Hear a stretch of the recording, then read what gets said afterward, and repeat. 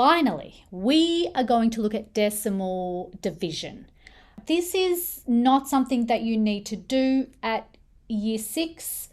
It's kind of something that's more established at year 7 and beyond.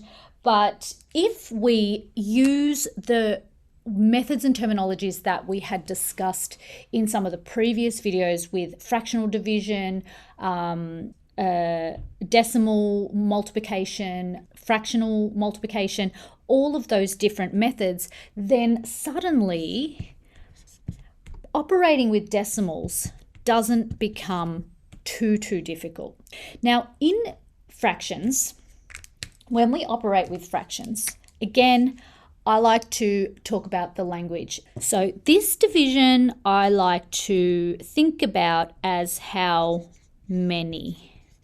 If I look at 0.7 and I want to divide it by 0.6, really what I'm saying is 0.7, how many 0.6s? Then I want you to change the decimals into decimal fractions. So 7/10, how many 6/10?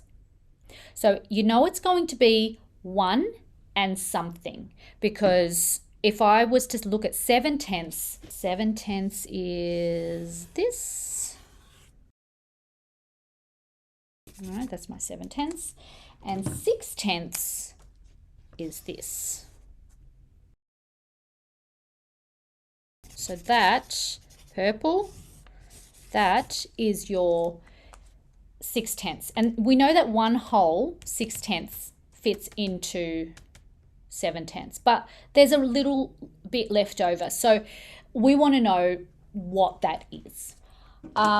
I'm not going to do this conceptually. If you want another video showing how to divide conceptually, that's fine, I can do that. But right now, just for brevity, I'm going to show you how you would use the fraction division method to solve this problem. So we know that the multiplication is the inverse of a division, or the division is the inverse of a multiplication.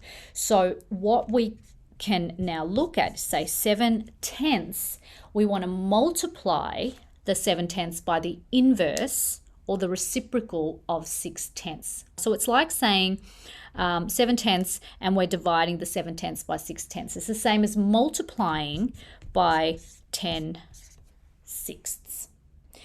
Now, we know with multiplication, we simply multiply our numerators and our denominators, and we're going to get 70 over 60. So already we can see that that is going to be greater than 1. So we know we've already got our 1 here. 70 divided by 60, or 70/60ths, is going to be the same as 7/6, or 1 and 1/6.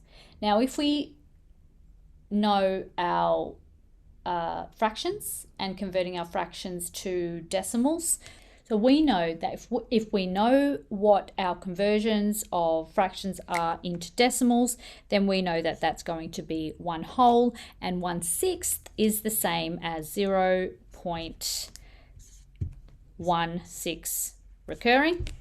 So to convert into a decimal is 1.16 recurring.